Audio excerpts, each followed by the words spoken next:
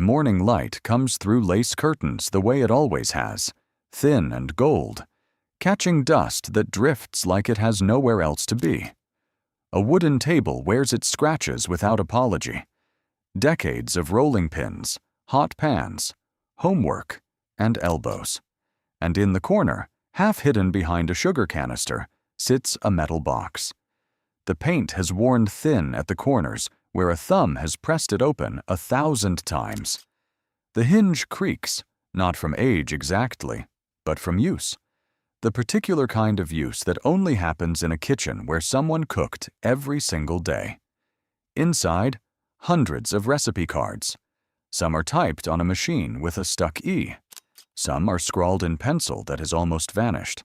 Some are clipped from newspapers, gone the color of weak tea. There are flower prints pressed into the paper like fossils. There are grease stains in the shape of a thumb. There are grocery lists on the back. Eggs, lard, thread, written by someone thinking about 2 different kinds of hunger at once. And near the back, past the casseroles and the Christmas cookies and the church supper standards, is one card that doesn't belong with the rest. It isn't stained. It isn't soft at the corners. It hasn't been pulled out and put back 100 times the way the fried chicken recipe has. Someone placed this one where it would be safe, not where it would be used. Why would a family keep for decades a recipe they almost never made? Sometimes the answer isn't in the recipe at all. Sometimes the box was never really about food. Sometimes it was the only place in the house where a person could keep something and not have to explain it to anyone. Chapter 1. The object that sat in millions of kitchens. The recipe box seems too plain to matter. That was, in a way, the whole point of it. Through the middle decades of the 20th century, small tin or wooden boxes like this one became fixtures of American kitchens, sold in 5 and dime stores, given as bridal shower gifts, packaged with matching recipe cards printed by companies selling everything from flour to gelatin. They were inexpensive, unglamorous, and almost universally present. A woman did not buy a recipe box because she loved recipe boxes. She bought one, or was given one, because she needed somewhere to put the paper that kept arriving. And it did keep arriving. A recipe box was almost never filled at once. It grew the way a family grows, a card at a time, over years, sometimes over an entire lifetime.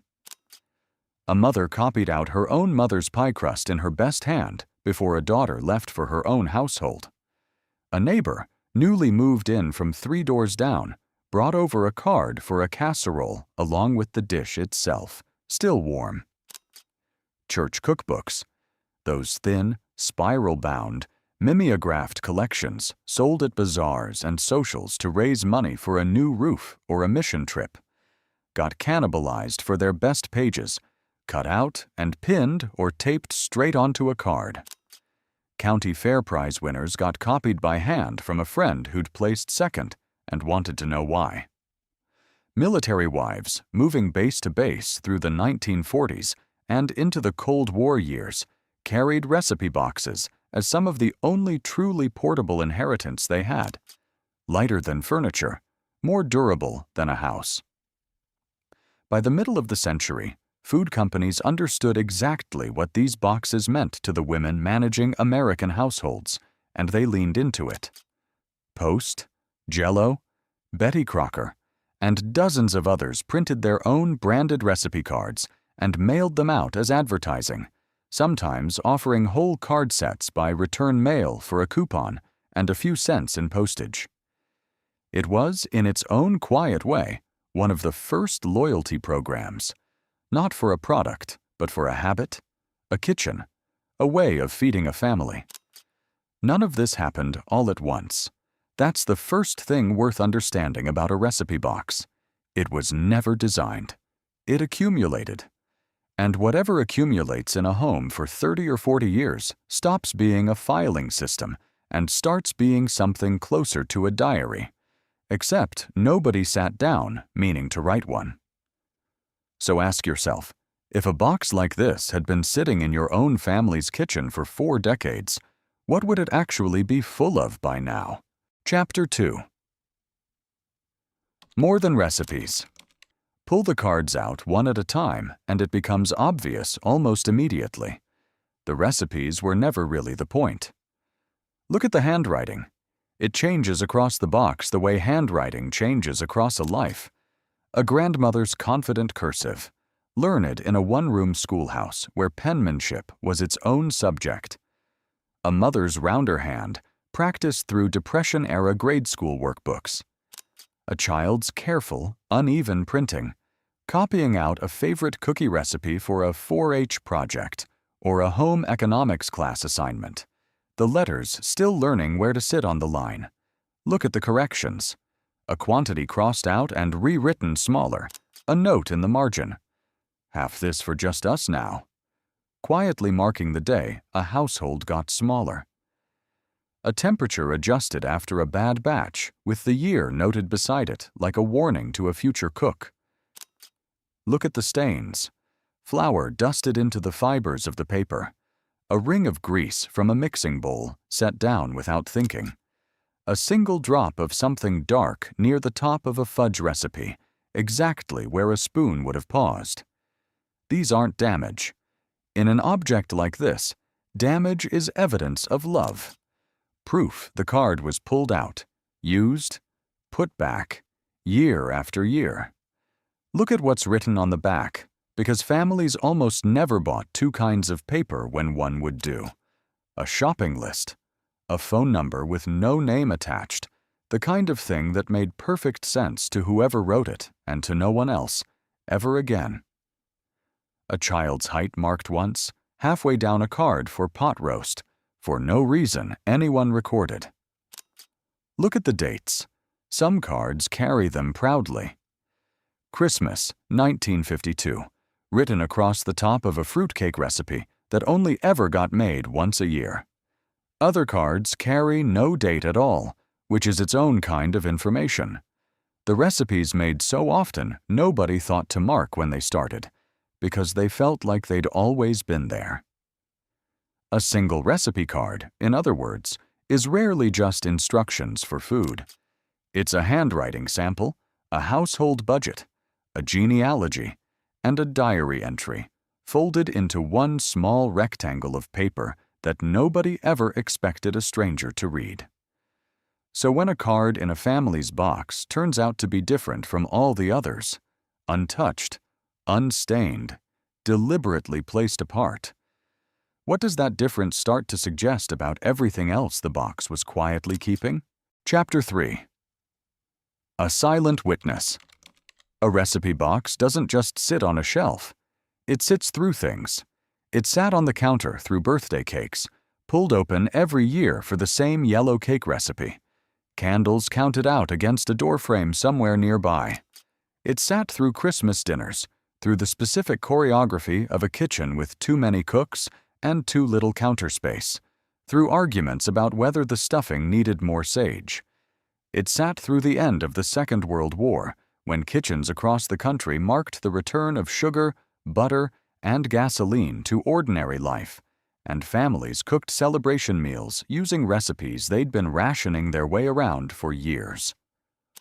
Wartime cooks had spent the early 1940s working with sugar and coffee rationing books, substituting margarine for butter, stretching meat with beans and grains under federal guidance distributed through pamphlets and newspaper columns. And recipe boxes from that era often hold both the rationed, substitute versions of family favorites and, right alongside them, the real version written down for whenever the war finally ended. It sat through wedding preparations, through the specific stress of feeding a crowd that couldn't be predicted exactly. It sat through baby showers, funeral meals, and the meals that fall in between, the ones brought to a grieving neighbor's door in a covered dish, the recipe for which lived permanently in the box, precisely because it needed to be ready at a moment's notice. It sat through quiet Tuesday evenings that nobody remembered specifically, which were, statistically, most of the evenings a recipe box ever witnessed. The unremarkable meals outnumber the remarkable ones by a wide margin in any kitchen, and the box holds space for both without distinguishing between them. Through all of it, the box asked nothing and revealed nothing. It simply stayed where it was, filling slowly, while a family's whole life happened around it. And if an object like that could actually speak, if it could tell you, honestly, what it had seen more of than anything else, would it talk about the food at all? Or would it talk about the people standing in front of it, year after year, at every one of those moments? Chapter 4. The Hidden Card. Now go back to that one card near the back of the box, the one that doesn't match. This is where a documentary is tempted to invent something, to build a single tidy story and hand it to you as fact. That temptation should be resisted, because the honest answer is that we cannot know, from the object alone, which of several very real, very documented reasons explains any one hidden card. What we can do is look at the patterns that memoirists, oral historians, and family archivists have described again and again, because families have been doing this, quietly setting one recipe apart for a very long time, and for reasons that repeat. Sometimes it's grief. Oral history collections and family memoirs of American domestic life frequently describe a recipe preserved specifically because it belonged to someone who died. A recipe copied from a mother's or grandmother's own card after her death, kept exactly as she wrote it, never altered, sometimes never even cooked again, because making it correctly felt like a responsibility too heavy to risk, and making it wrong felt like a small betrayal. Sometimes it's a broken relationship. Community cookbook historians and collectors of family recipe archives have documented cards associated with former fiancés, first marriages, or friendships that ended badly. Recipes that a family couldn't quite bring itself to throw away, because throwing away the card felt like throwing away the fact that the relationship had once mattered, even after it was over. Sometimes it's reconciliation rather than loss. Family historians have recorded recipes exchanged specifically as a peace offering, a card sent or handed over after a long estrangement between siblings or in-laws, the recipe itself functioning less as instructions and more as an apology that neither party had to say out loud. Sometimes the card is tied to someone who left and didn't return, a recipe from a serviceman's mother, a last letter home that happened to include instructions for a favorite dish, kept not because the family ever intended to cook it exactly that way again, but because the handwriting was the last handwriting they had. Sometimes the reason is simpler and no less powerful. The card is simply the only handwriting sample left of someone. Full stop. Genealogists and family archivists have noted repeatedly that recipe cards often survive as the single largest surviving body of a person's own handwriting, more than letters, more than diaries, because a card tucked into a metal box in a kitchen drawer was far more likely to be protected, generation after generation, than paper kept anywhere else in the house. We don't get to know, watching from the outside, which of these true and documented stories belongs to this particular card. But knowing that all of them are real, that families have, for 100 years, been quietly keeping one card back for reasons exactly like these, changes how the object sits in your hands, because now the question isn't really, what recipe is this? The question is, whose handwriting was worth protecting, even at the cost of never using it again? Chapter 5. What changed?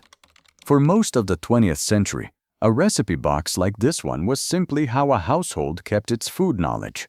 Then, over the span of a few decades, almost everything about that process changed. Television cooking programs, beginning in the 1940s and expanding through the following decades, started teaching techniques straight into American living rooms, rather than through a neighbor's handwriting. Frozen and convenience foods, growing rapidly through the 1950s and 1960s, offered instructions printed directly on the package, no card required. Photocopiers, once they became common in offices, schools, and eventually homes, made it possible to duplicate a page from a printed cookbook perfectly, rather than copying it out by hand, which quietly removed one of the reasons handwritten cards had ever needed to exist in the first place. Printed cookbooks themselves multiplied, cheaper and more widely available than ever, offering hundreds of tested recipes in a single bound volume instead of a box that had to be built one card at a time. And then, starting in the late 20th century and accelerating sharply after it, computers, home printers, and eventually the internet arrived. Recipe websites, food blogs, Pinterest boards, YouTube tutorials, and recipe apps that could hold, search, and organize more recipes in a phone than most families had ever fit into an entire box. Each of these changes made sense on its own. Each one made cooking a little easier, a little faster, a little less dependent on any single person's memory or handwriting. But together, they also meant that a new recipe entering a household no longer needed to pass through anyone's hand to get there. It didn't need to be copied out. It didn't need to be corrected in the margin after a bad batch. It didn't need to sit in a box on a shelf, slowly turning into something more than what it started as. Handwritten recipe collections became, gradually and then quite suddenly, uncommon. A thing older relatives still kept rather than something every new household built for itself. So here's the harder question underneath all of that convenience. What, exactly, did we trade away when we stopped needing to write anything down? Chapter 6. Why we kept the box anyway. Given everything that changed, you would expect the recipe box to have disappeared along with the rotary phone and the milkman. Plenty did. Kitchens were remodeled. Appliances were replaced. Cookbooks, especially the cheap, spiral-bound church and community ones, were donated or thrown out in the great decluttering that swept through so many American homes across the later 20th and early 21st centuries. And yet, again and again, in estate sales, in family archives, in the stories people tell about clearing out a parent's or grandparent's house, one object survives when almost nothing else from the kitchen does: the recipe box. Family historians, genealogists, and everyday people writing about their own inherited kitchens describe the same instinct over and over. Everything else could go, but not that, because somewhere along the way, without anyone deciding it on purpose, the box had stopped being a tool for cooking and become something else entirely. The recipes inside it were still, technically, instructions for food. But what a descendant actually holds, opening that box decades later, is handwriting, correction marks, a stain shaped like a spoon, a date scrawled at the top of a fruitcake recipe from a Christmas nobody living can fully remember anymore. It became memory, in physical form, that happened to be organized alphabetically by casserole. And that's really the answer to why a box like this outlives the kitchen it came from. Not because anyone needs the recipes.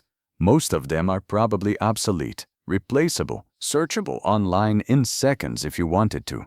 But because nothing online replaces a grandmother's handwriting on an index card, corrected once, in pencil, the year the family got smaller. So we come back, one last time, to that single card near the back.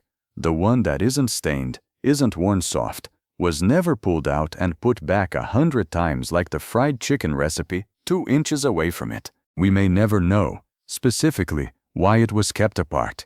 Maybe it belonged to someone the family lost too early. Maybe it marked an engagement that ended before the wedding did. Maybe it was the last thing written by a hand that never came home. Maybe it was simply the clearest handwriting sample left of someone whose voice nobody could quite remember anymore. And keeping the card felt, in some small way, like keeping them. We may never know. And maybe that's exactly why it still matters. History doesn't only live in museums, behind glass, with a placard explaining what it is and why it's important. Sometimes it lives in the back of a kitchen cabinet, in a metal box with a creaking hinge, holding 4 decades of handwriting that nobody ever expected a stranger to read. Somewhere in your own family, there may be a box like this one, and somewhere inside it, there may be a card exactly like this, set apart, protected, rarely used, waiting for someone to finally ask the question its family never quite said out loud. Why did we keep this one? If this story made you think of your own family's box, the recipes, the handwriting, the one card set apart, tell us about it in the comments.